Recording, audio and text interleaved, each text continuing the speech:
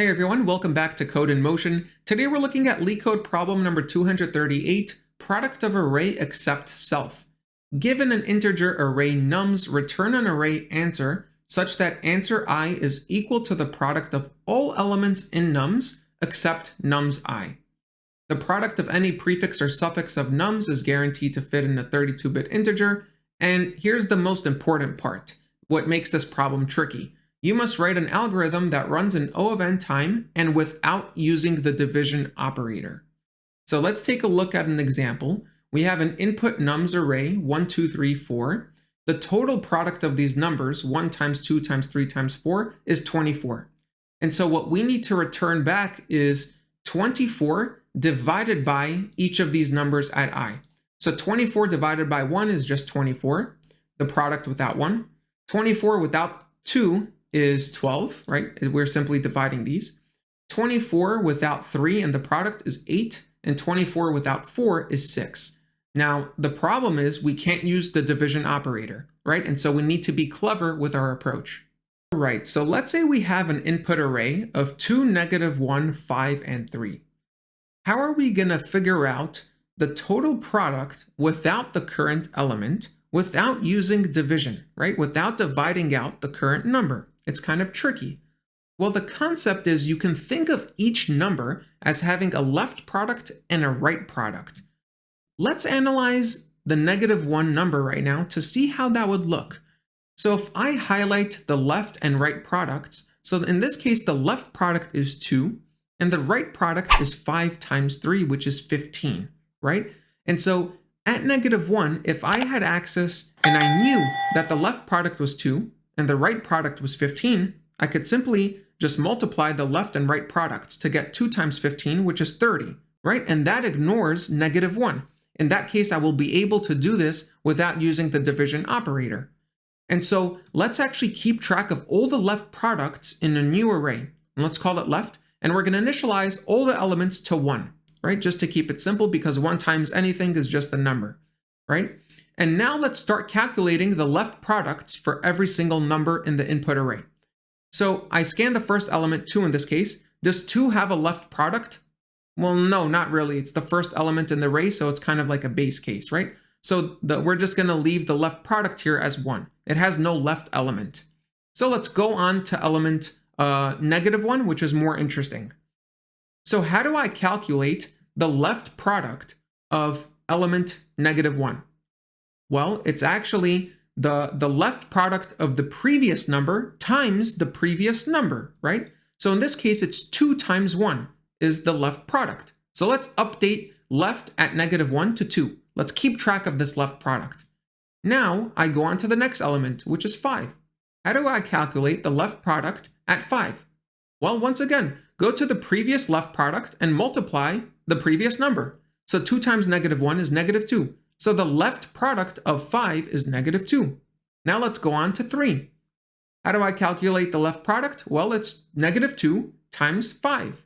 And in this case, it's going to be -10. So -10 is the left product of 3. And you can even verify this. You can take 2 times -1 times 5, which is -10, right? So we successfully calculated the left products. Now we need to find the right products. So let's initialize another array for the right products. And in this case, we're going to start at the last index, or the last element, which is 3, because we're interested in going backwards, right? The right side, not the left side. So once again, this is a base case. 3 has no right elements, so the right product is just 1 in this case, right? Now let's go on to element 5.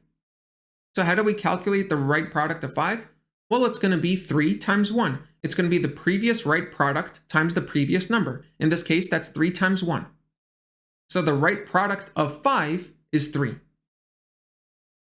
Now we move on to the next element. This is going to be -1. The right product is going to be 5 times 3, which is 15. Now we go to element 2. The right product in this case is going to be -1 times 15, which is -15.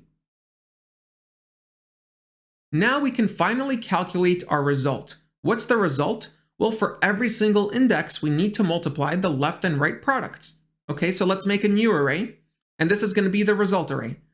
And we're going to multiply the left and right products for every single index. So 1 times negative 15 is negative 15, 2 times 15 is 30, negative 2 times 3 is negative 6, negative 10 times 1 is negative 10. And now we have the result array.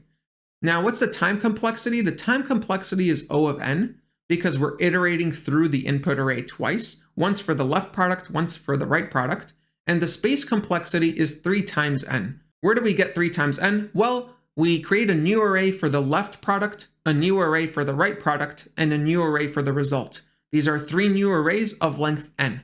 And so now the follow-up question in LeetCode to this is, can we come up with a constant space solution where the result array doesn't count for space? So effectively, can we come up with an O of n solution for space instead of O of 3n? All right, so in this case, we're going to start out very similar by calculating the left products, but I'm going to call the left array in this case just the result array. We're trying to only create one array for this solution, okay? So let's do the same exact thing as before. We're going to calculate the left products inside of the result array. So the first element is the base case. Then we move on to -1. The left product is 2 times 1, so let's update that.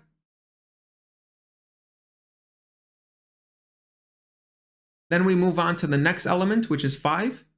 The left product is going to be -1 times 2, so let's update the result array to -2. Then we move on to the next index, which is 3.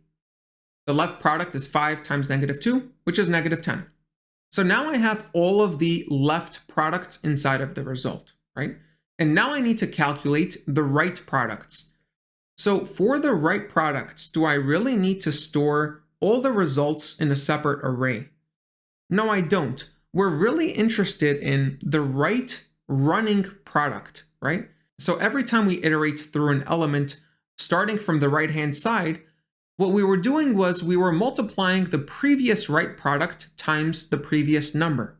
Well, we have access to the previous number in the input array, and what we could do is, instead of creating a brand new array for the right products, we could just keep track of a right running product single variable. And so let's keep track of this variable called right product and initialize it to 1. And let's see what we're going to do. So we're going to scan 3 over here. This is going to be the base case. The right product of the last element is 1, right? And so we don't change the last element of the result. We keep it at -10. But things get interesting at 5. So in this case, what we're going to do is we're going to update the right product variable by saying right product is equal to right product times the previous element. The previous element was 3. So 1 times 3 is 3. And this effectively serves as the right product array that we had before, but instead of an array, we only need a single variable because we only cared about the previous right product, right? We never cared about anything else. So there was no reason for an array. And right now what we're going to do for the result is that we're going to say, okay, the result is equal to the result times the right product. So -2 times 3 is -6. And what we're effectively doing here is the left product times the right product all together in one array. Okay, so the result array is already going to have the answers. Now we move on to the next element, which is -1, and we're going to update our right product. So right product is equal to 3 times the previous element, which was 5. So 15. And now we're going to update our result. So the result is going to be the current result times the right product, which is 2 times 15, which is 30. Now we move on to the last element, which is 2. First, we need to update the right product. So 15 times -1, which was the previous element, and that's -15. Now we update the current result. It's going to be the current result times the right product. So 1 times -15 is -15. And now we're done, right? This is the result array. We effectively did the left and right products together in the same array by using a single variable for the right product instead of a full array. And the time complexity of this is still O of n. We didn't improve the time complexity, but we improved the space complexity. In LeetCode, they consider the space complexity for the result array constant. They say not to include it, even though technically this is O of n space, but for the sake of this problem, it's constant space because we don't use any extra space besides for the result array. Okay, so let's code out the solution now. First, I'm going to initialize some variables. So let's just initialize n to be len nums, so we don't have to keep on writing it over and over. And now I'm going to initialize the left products to 1, right? So we could just say 1 times n in Python. This creates an array of all ones of length n.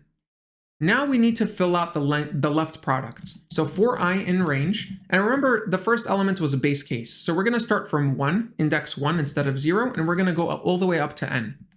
Now I'm going to say left products left products at I is equal to left products at I minus 1 times the number at I minus 1, right? And we're going to do this all the way up until n. And now the idea is we're going to have a right product variable that keeps track of the running right product.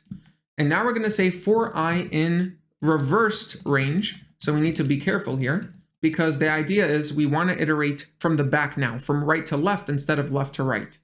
Okay, so we can use the reversed notation in Python. And we're going all the way up to n minus 1 because this is going to use the n minus 2 index. Remember that the base case is the n minus 1 index just has a right product of 1. So we skip that. Now we're going to update the right product, the running right product, by saying right product times equal the previous number. In this case, the previous number is the number that was 1 to the right of us. So we're using I plus 1. And then left products in this case is technically the result, right? So left products at I times equal, so equals itself times the right running product. Okay, and then at the end, we just return back the left product. Remember that the left product is really the result in this case.